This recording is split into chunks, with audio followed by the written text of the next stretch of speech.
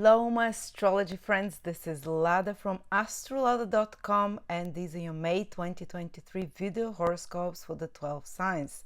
And this month is big, and the three big events that are happening is the lunar eclipse in Scorpio, after that Mercury turning direct, and Jupiter moving for the first time in 12 years in Taurus. We'll speak about each three of those events, how they affect each of the 12 signs, and of course the eclipse being the most important one will affect only those that have a planet within 2-3 degrees of the eclipse itself, but also whatever house it affects. But to know this, how exactly any of this will affect you, it's best not just to watch those videos, but to check your personal transits on my personal transit calendar, which I've created for you. It's for free every 7 days. It updates itself, or you can buy for $6 just a whole month to see absolutely all the transits that you have ahead, how each transit will affect you specifically. No transit ever affects another person in the world the same way like you, or at the same time,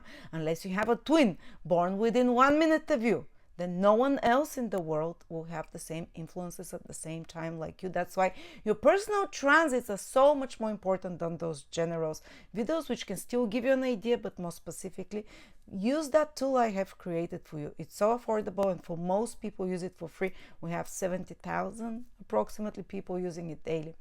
Anyway, let's look ahead, because what will happen with the 12 signs. Scorpio, Sun, Moon, or Rising, May 2023. Scorpio, this is a big month for you because the eclipse in Scorpio is happening in your sign, the lunar eclipse. And everyone, Scorpio, will feel it to some extent, but the ones that have a planet there in Scorpio, Sun, Moon, Ascendant, or maybe Venus or Mercury, within 2-3 degrees, their life changes in a big way.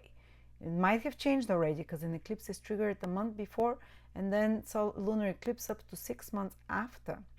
So something maybe it's not going to happen on the 4th or 5th of May exactly, but within 2-3 months your life can happen around, if you're born Sun, Moon, or Ascendant, or planets in Scorpio, around 14 degrees. It only works within 3 degrees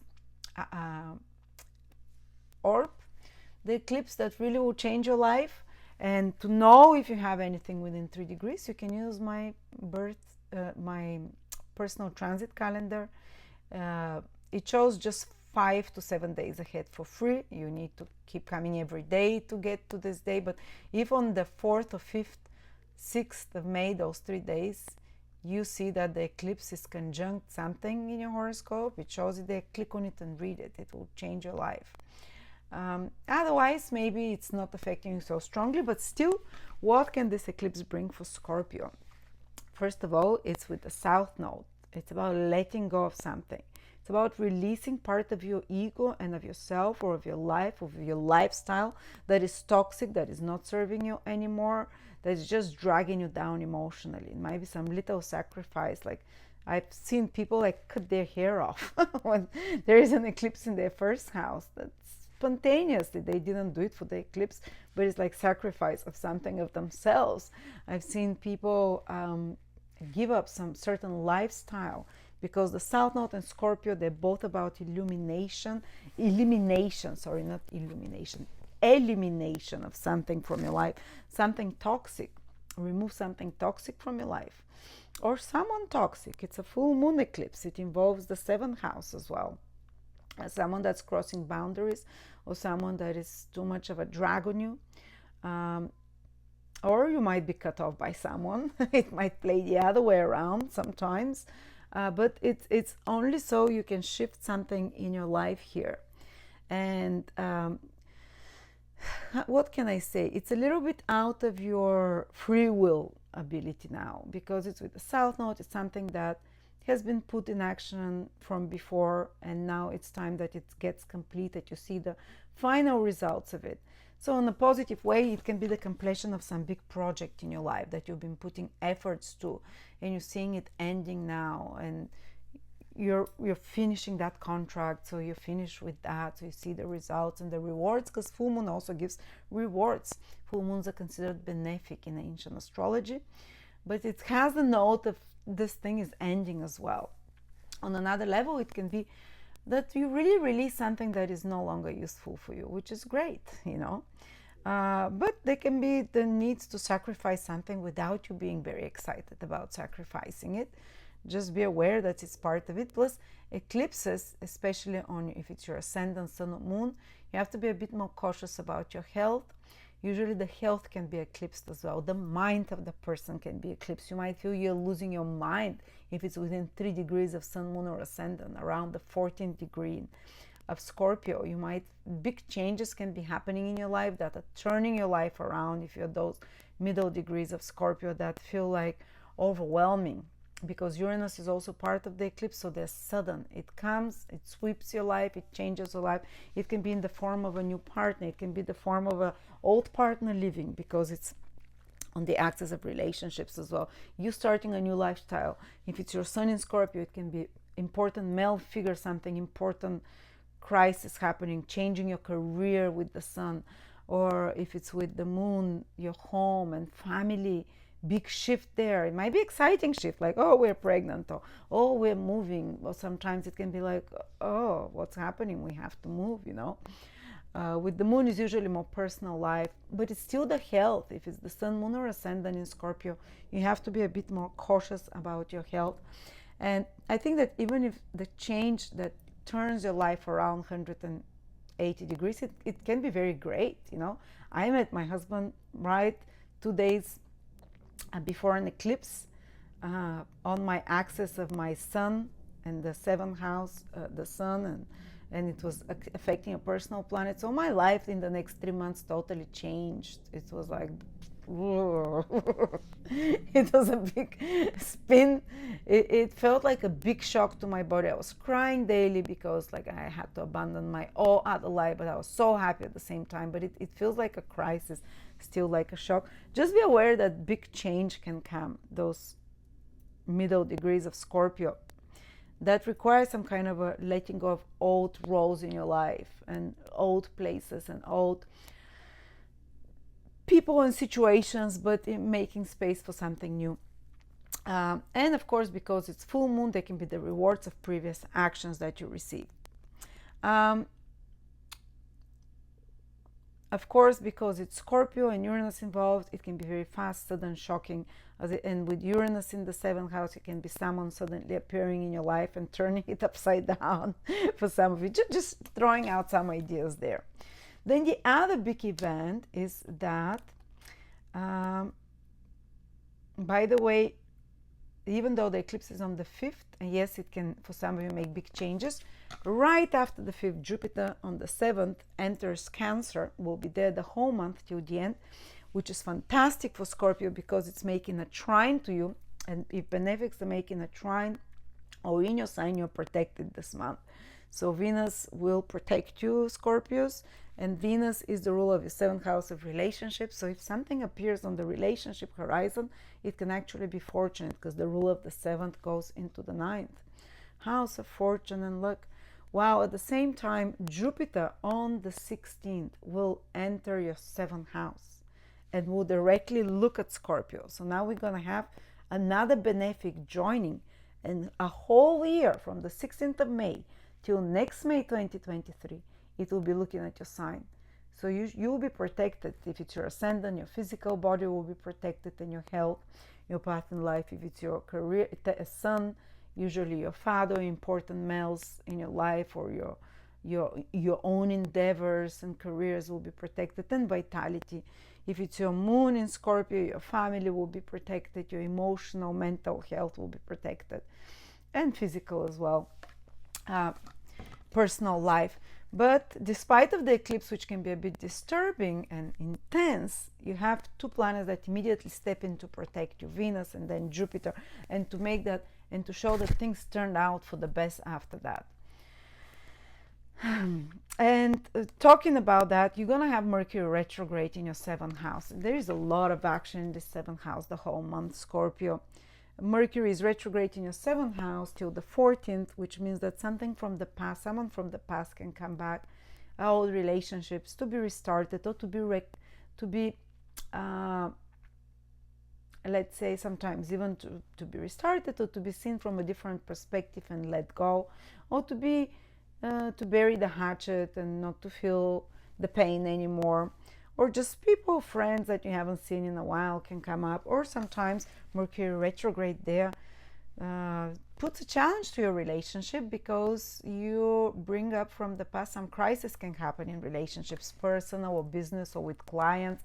Someone, because they bring up things that are done wrong, or you bring up things that are hurting you from the past, you can no longer bury them, or the other side can no longer bury them. Or if you've done mistakes, it's as if, oh, everyone points them out to you now.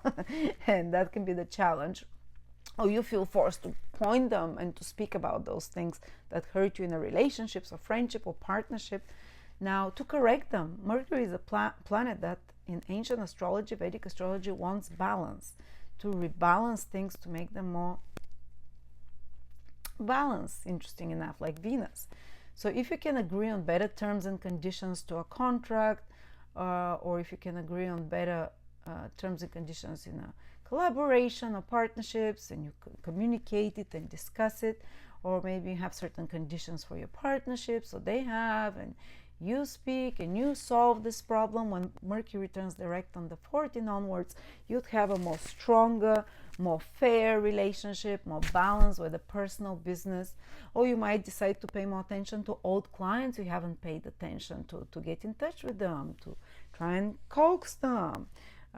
Or maybe you work on a project with another person, and while Mercury is retrograde, there are some delays. Or maybe you're working on some business projects, 7 houses, business, sales, any kind of work that you do not, that is can be connected to other people as well. So you're putting extra efforts, needing to revise, to edit, to fix something that's wrong. And when Mercury turns direct, things starts moving ahead well. Or if there is some delay to a contract, to a sale, to a business project, when Mercury turns direct, it starts moving ahead. Otherwise, it might be delayed till then, or blocked, or require extra efforts.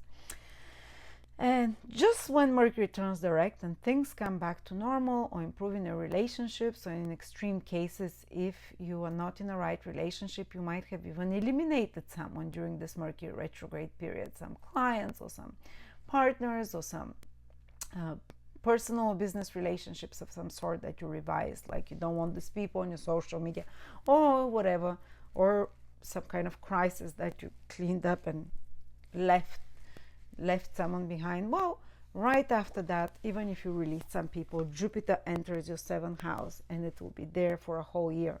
And Jupiter is considered the planet of luck, and the planet of love, and the planet of joy, not of love, but of blessings. So it can sort out any mess in your relationships if there's been after the 16th onwards, so from the middle of May.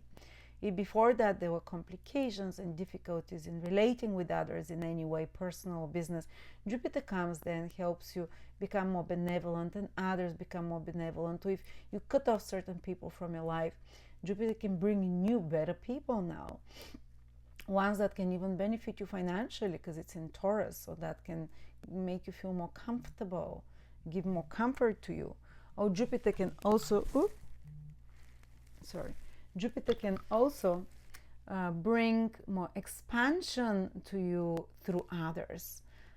For example, you can expand, others can bring opportunities to you, like professionally or business, or they can point you in the right direction of something. So ask for help when Jupiter is in your 7th house, and you'll receive it. Make partnerships for the next 1 year, starting from the middle of May. And this will be useful for you. This will be beneficial for you. Especially this can be partnership that bring more money to you, because Jupiter rules your 2nd house. It can also mean a lucky falling in love, lucky, because Jupiter rules your 5th house of being in love. Even though Saturn is in your 5th house, making you more critical who you let in to fall in love, more deliberate and slow and testing, rather than just, oh, everyone come in, do whatever you want with my heart. Saturn is like holding the reins, but the ruler of the 5th going in the 7th is very lucky to, as a possibility to fall in love if you're single, as a possibility to bring this feeling of 5th house in love and excitement into the 7th house. Plus fifth house is children. It can be brought into the seventh house to a relationship to take it to a next level as well. And sometimes if you are in an unhappy relationship, Jupiter enters the seventh house and you can be freed. Jupiter is a planet that wants to free you from a contract or agreement or business partnership that it's just a drag. You'll feel so happy actually that it ends. It's not going to be like, oh, I'm so sad, why? And immediately there might be someone else there, someone much better, like a client, like a business partner that comes to substitute the previous partnerships or business or personal partnership. So these are the things. Good things can come. Interesting new people can enter your life over the next 12 months. You can be a good time to marry. I remember when Jupiter was in the seventh house from my son, I married. Then Jupiter in the seventh house from my son, and I married. So I get to marry with Jupiter in my seventh house. I don't think that, of course. Not every time Jupiter transits your seventh house, you'll marry. My husband just had Jupiter transiting his seventh house. I just became happier. His wife became happier. So if you're already in a marriage, it can make the relationship easier, better. Or if you're in a relationship that has absolutely no love, it's just like, oh, finally free. But also it can improve. There can be some new opportunity in the life of your partner that comes, that you get excited about, that reflects on you, that it feels positive for you as well.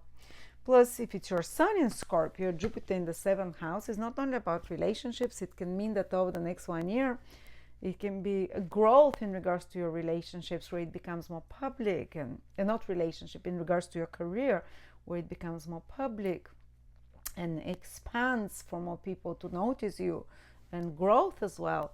And the seventh house is definitely house of business. You can expand the number of clients you have. I've seen people when Jupiter transits the seventh house, from the ascendant, I've seen it like suddenly their Facebook page explode and they get so much orders overnight, and they're like, what's happening? Last year suddenly from this month, and since when Jupiter passes just the seventh house cusp exactly, it's like the clientele doubles, the outreach to the public can grow. And if anyone wants to become famous or popular, if that's what they're fighting for more views, for more followers, Jupiter can make it happening, because these are the houses of social houses, of social approval. So Jupiter expecting all three houses like that can make your business more viral, it can make you have more following, or can just make you have more social connections with others overall, and networking and connecting contacts, and more people entering your life overall. All good things can come to you by collaborating, reaching out to others. So stay open for that. Thank you so much, Scorpio. Hopefully the single ones of you will no longer be single. And yeah, interesting times coming for you. Try not to do things on your own only, and trust in others, trust in your partners, because good things can come to you from them. I know it's hard for Scorpio, but do it.